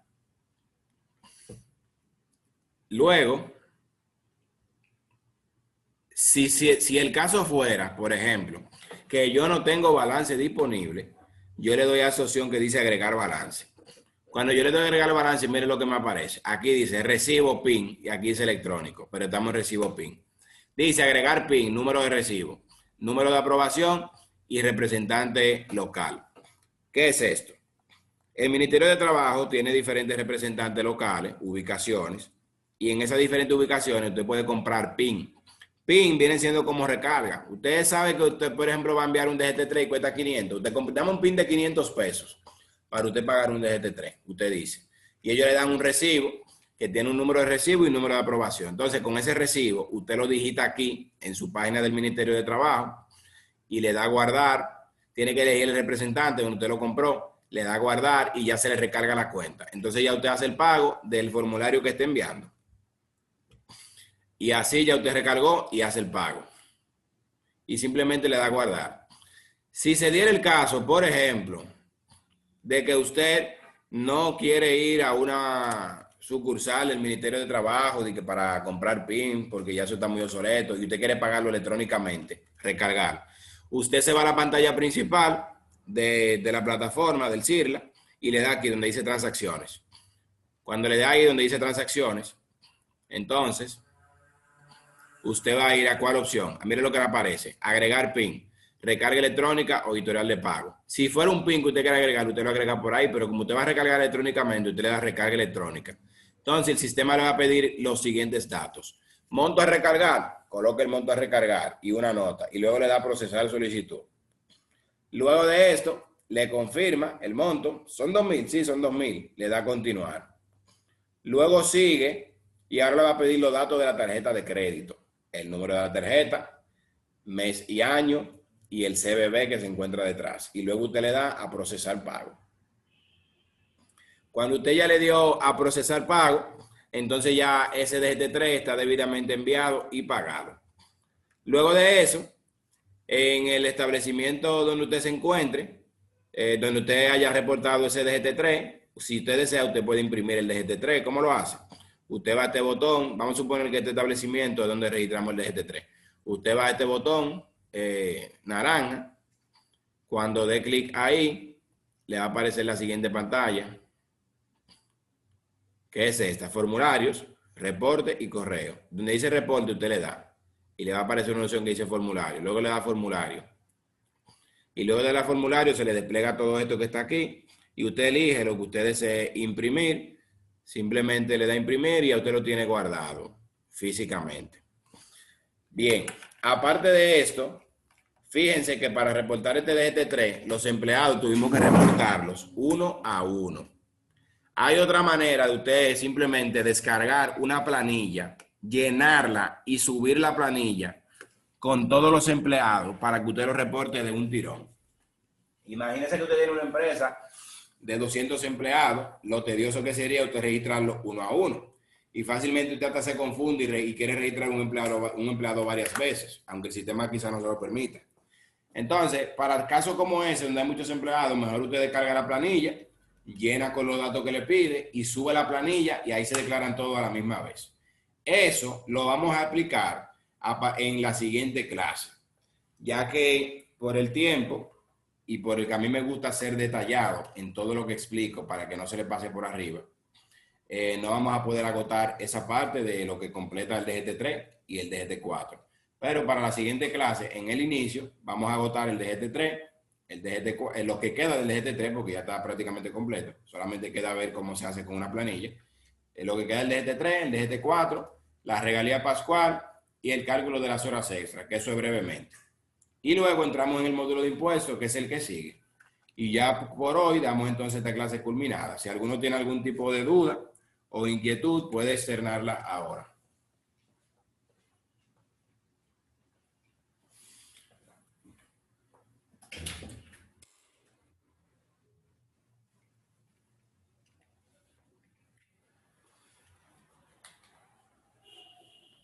También les puede servir el hecho de que nos quedemos aquí para que ustedes vayan repasando lo mismo que vimos y de aquí a allá tengan un mejor entendimiento de lo que acabamos de ver y asimilen mejor lo próximo que yo les vaya a explicar. Bueno, si nadie entonces tiene duda al respecto, vamos entonces a dar ya la clase por terminada. Les deseo que tengan una feliz noche, feliz y bendecida noche. Recuerden que Cristo les ama rica y abundantemente y quiere salvar el alma de cada uno de ustedes, porque para eso vino a sacrificarse por nosotros en la cruz del Calvario. Mañana a primera hora le estaré subiendo el video grabado para que ustedes comiencen a repasar y si Dios lo permite y Cristo no ha venido de aquí a allá, nos vemos en la próxima clase, en la próxima semana. Que tengan feliz resto de la noche. Amén.